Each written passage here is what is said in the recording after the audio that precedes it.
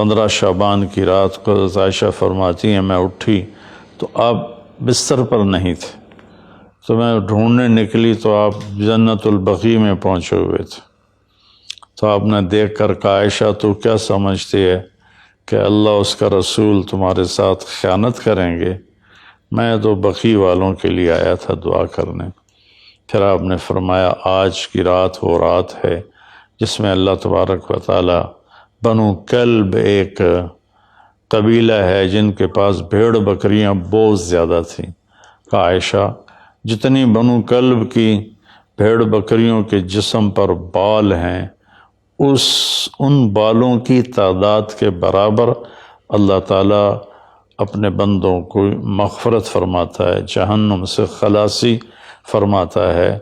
اس پر شب برات اور شب مغفرت علماء نے اس کا نام رکھا، میرے نبی کی زبان سے یہ نام نہیں نکلا۔ تو اس کی یہ فضیلت ہے کہ اس میں اللہ تعالیٰ کی طرف سے بخشش کا نزول ہوتا ہے۔ باقی یہ جو کہتے ہیں کہ اس میں فرشتہ اترتا ہے اور سارے سال کا بجٹ بتاتا ہے اور سارے سال کے واقعات، یہ کسی حدیث میں میری نظر سے نہیں گزرا۔ سورہ دخان میں فیہا یفرق کل امر حکیم کا جو آیت آتی ہے تو اس سے پہلے کی آیت شب برات کی نفی کرتی ہے، انا انزلناہ فی لیلۃ مبارکۃ، کہ ہم نے اس سے مبارک رات میں اتارا قرآن پاک۔ تو قرآن پاک تو لیلۃ القدر میں اترا ہے، تو اگر کوئی کسی قسم کے اعلانات ہوتے ہیں تو پھر شب قدر میں ہوتے ہیں، اس رات میں نہیں ہوتے۔ دوسرا یہ ہے کہ اس کے روزے اور بندگی کے بارے میں، شب قدر کی اللہ کے واسطے میری بات دھیان سے سنو، اللہ کی قسم کوئی خاص عبادت میرے نبی نے نہیں بتائی، لیلۃ القدر کی کوئی خاص عبادت میرے نبی نے نہیں فرمائی۔ حضرت عائشہ رضی اللہ عنہ نے پوچھا یا رسول اللہ اگر مجھے لیلۃ القدر نصیب ہو تو میں کیا کروں؟ کہا یہ دعا پڑھو، اللہم انک عفو تحب العفو فاعف عنی، اللہ تو معاف کرنے والا ہے، معافی کو پسند فرماتا ہے، مجھے معاف فرما۔ تو میرے نبی کی عبادت وہی 11 رکعت تہجد کے نوافل تھے، چاہے وہ شب قدر تھی، چاہے وہ شب برات تھی، چاہے وہ شب جمعہ تھی۔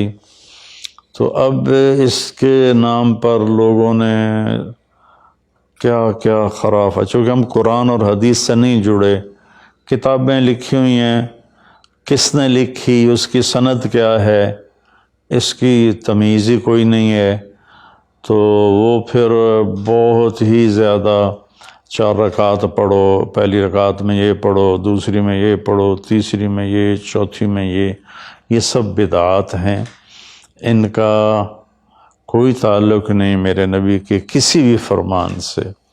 میرے نبی نے صرف عبادت کا فرمایا ہے، عبادت تو شب قدر میں بھی کوئی خاص عمل نہیں۔ اور دوسری بات یہ کہ اگر آپ نے عبادت کرنی ہے تو مسجد نہیں گھر، مسجد نہیں گھر، مسجد نہیں گھر۔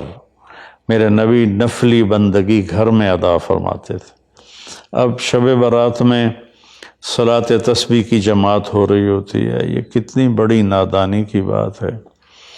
نفلوں کی تو جماعت ہی نہیں ہوتی، تو یہ صلاۃ تسبیح کی جماعت کروا رہے ہوتے ہیں۔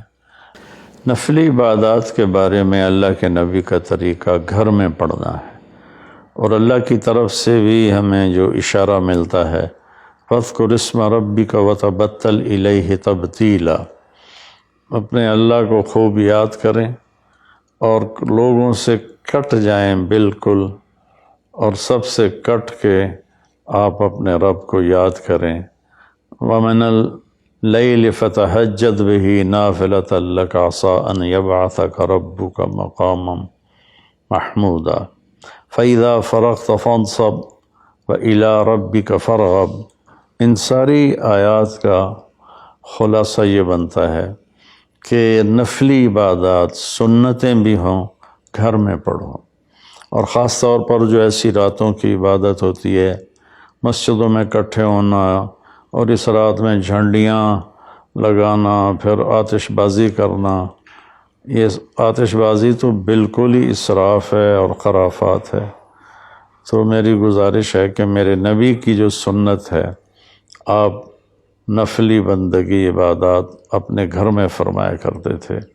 اس رات میں اگر آپ عبادت کرنا چاہتے ہیں، مسجد کی بجائے گھر کو مسجد بنائیں۔ وَاجْعَلُوا بُيُوتَكُمْ قِبْلَةً وَأَقِيمُوا الصَّلَاةَ، اللہ نے بنی اسرائیل سے فرمایا اپنے گھروں کو مسجد بنا لو اور نمازیں قائم کرو۔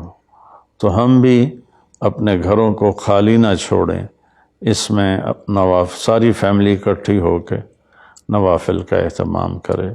مسجد فرائض کے لیے ہے اور نوافل کے لیے گھر ہیں۔ تو امید ہے میری اس بات پہ آپ غور فرمائیں گے، ناراض نہیں ہوں گے۔